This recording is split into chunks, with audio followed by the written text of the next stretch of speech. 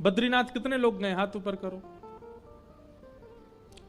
भैया पूरे बिसौली में इतने ही लोग ही बद्रीनाथ गए। बद्रीनाथ से आगे अब की बार, अब तो कपाट बंद हो गए, पर अब जब कपाट खुले बद्रीनाथ भगवान के, इस बार प्रयास करना, जो जो लोग हाथ ऊपर नहीं किए सब जाना। हाँ लाला देख लियो, बैठ जा। इस कथा के फलस्वरूप हमारी आज्ञा मान करके अगली साल आप सब बद्रीनाथ जरूर जाना, जो जो नहीं गए। व्यक्ति को बद्रीनाथ जरूर जाना चाहिए, उसके पीछे कारण है, सुना देते हैं। ये बद्रीनाथ जो है ना, ये हिमालय पर सबसे व्यवस्थित स्थान है। केदारनाथ भगवान, अभी केदारनाथ जी जहां विराजते हैं, ये केदारनाथ भगवान का स्थान नहीं है। केदारनाथ भगवान महादेव का विराजमान होने वाला स्थान तो बद्रीनाथ ही है, वो बद्रीनाथ में ही रहते थे। सब लोग इधर देखो, सावधानी से सुनो, हम सुनाते हैं। एक बार की बात है, महादेव से जाकर के भगवान नारायण ने, शंख चक्र गदा पद्मधारी श्रीमन नारायण भगवान ने जाकर के कहा कि हमको हिमालय पर कोई स्थान बता दीजिए, हम वहां रहकर के भजन करना चाहते। तो महादेव तो भगवान से बहुत प्रेम करते हैं। महादेव बोले कोई तप वप नहीं करना आपको, तप करने के लिए हम बैठे हैं, तप करने के लिए इतने सारे ऋषि जन सब हैं, आप तो प्रेम से विराजो वैकुंठ में, आप तप करेंगे हमको स्वीकार नहीं। प्रेमी अगर कठिनाइयां पालन करे तो दूसरे प्रेमी से देखा नहीं जाता। महादेव ने मना किया, आप तप नहीं करेंगे, आप तो ऐसे ही बैठे रहो।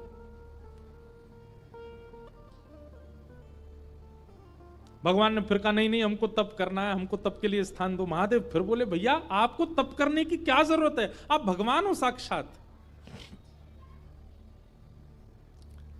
महादेव ने कोई स्थान प्रदान नहीं किया, पूरा हिमालय महादेव का है, उनकी आज्ञा के बिना कैसे जाएं।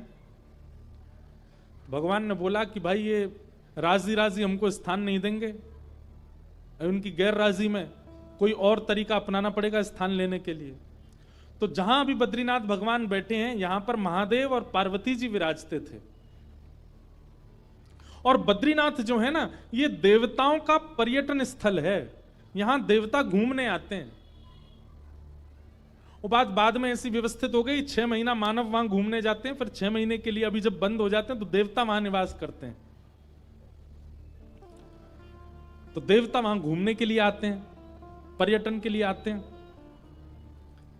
तो वहीं आपने देखा होगा कि बद्रीनाथ भगवान मंदिर के ठीक नीचे तप्त कुंड है, जहां माइनस टेम्परेचर में भी इतना गर्म जल अपने आप पहाड़ों से आता है कि उसमें लोग स्नान करते हैं तप्त कुंड में। तो महादेव और श्री पार्वती जी नित्य तप्त कुंड में स्नान करने के लिए जाया करते थे ब्रह्म मुहूर्त में। एक दिन महादेव और पार्वती जी दोनों गए तप्त कुंड में स्नान करने, तभी देखा कि नन्हा सा बालक तप्त कुंड के बगल में सोया है और रो रहा है।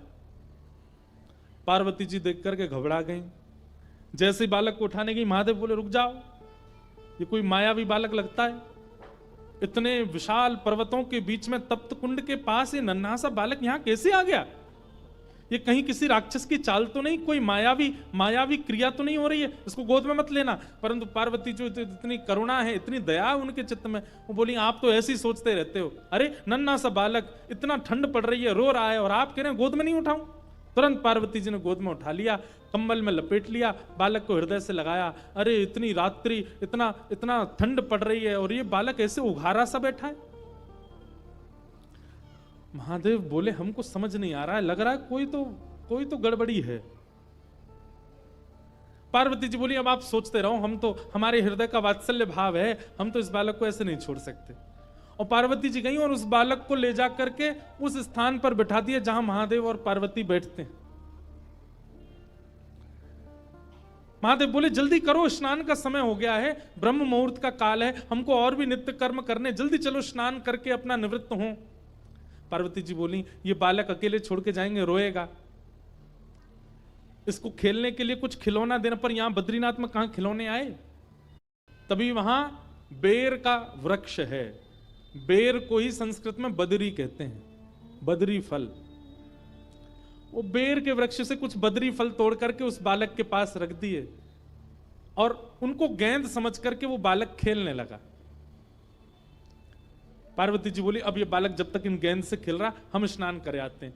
जैसे ही महादेव पार्वती जी के साथ गए तप्त कुंड में स्नान आदि किया, अपना नित्य कर्म नियम करके जैसे ही लौट करके आए तो उस स्थान का द्वार, मुख्य द्वार बंद था। खूब प्रयास करने पर भी वो द्वार जब नहीं खुला, महादेव ने क्रोध में भर करके जैसे ही उस द्वार को देखा, द्वार खुल गया। वो बालक तो वहां नहीं था, वही बालक शंख चक्र गदा पद्मधारी श्रीमन नारायण के रूप में तपस्वी की अवस्था में सामने बैठ गए। महादेव ने जाकर के कहा हमने पहले ही कहा था ये कोई मायावी बालक है, ये कोई सामान्य बालक नहीं है। लेकिन महादेव के नेत्रों में आंसू आ गए और प्रणाम करते हुए कहा श्रीमन नारायण आपको क्या आवश्यकता है तप करने की? आप क्यों तप कर रहे हो? इतना हट क्यों कर रहे हैं आप तप के लिए? ऐसा किस चीज की प्राप्ति के लिए, किस भाव की प्राप्ति के लिए आपको तप करना है? तब भगवान नारायण जो बात कहते हैं वो ध्यान से सुनिएगा। भगवान कहते हैं महादेव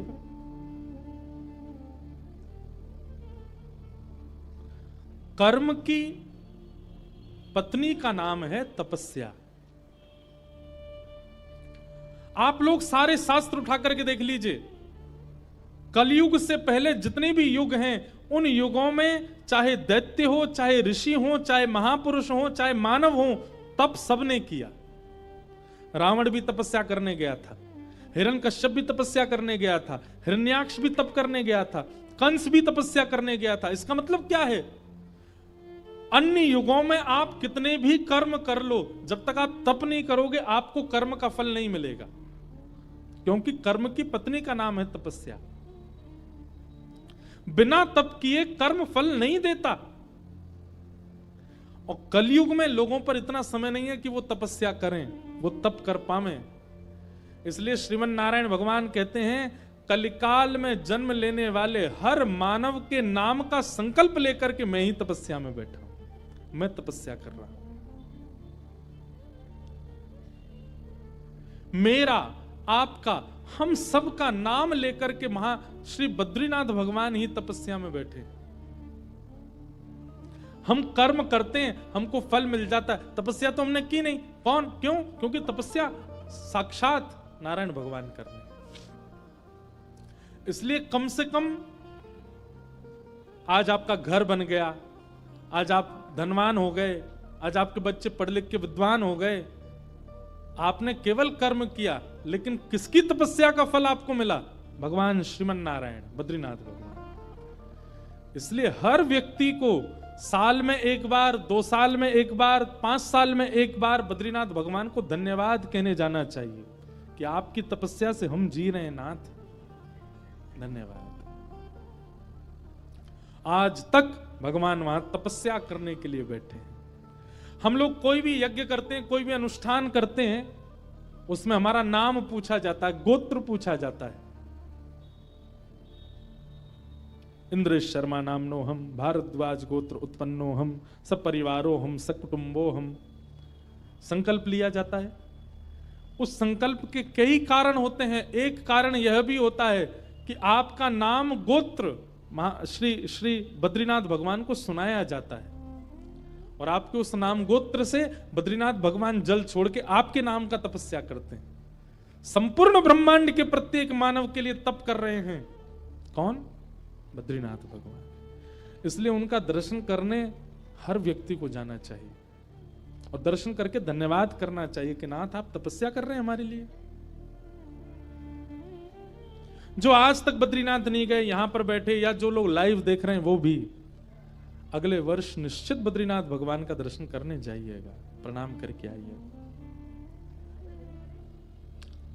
तो ब्रह्म नदी कहते हैं सरस्वती को। सरस्वती का प्रवाह विश्व में सबसे कम प्रवाह है, शायद 1-1.5-2 किलोमीटर का ही है बस, और वो बद्रीनाथ में ही दर्शन होता है। बद्रीनाथ से आगे एक गांव है, उसका नाम है माना। वहां माना गांव में सरस्वती जी का उद्गम है। सरस्वती जी प्रकट होती हैं, प्रकट होकर के नीचे आती हैं, भीमशिला से आगे होकर के जाती हैं। उसके बाद अलकनंदा जी हैं, सरस्वती जी अंतर ध्यान हो जाती हैं। बस इतनी देर का ही दर्शन होता है। उन्हीं सरस्वती जी के तट पर वेद व्यास जी अपनी कुटिया में रहते हैं, अपने परम आश्रम में रहते हैं।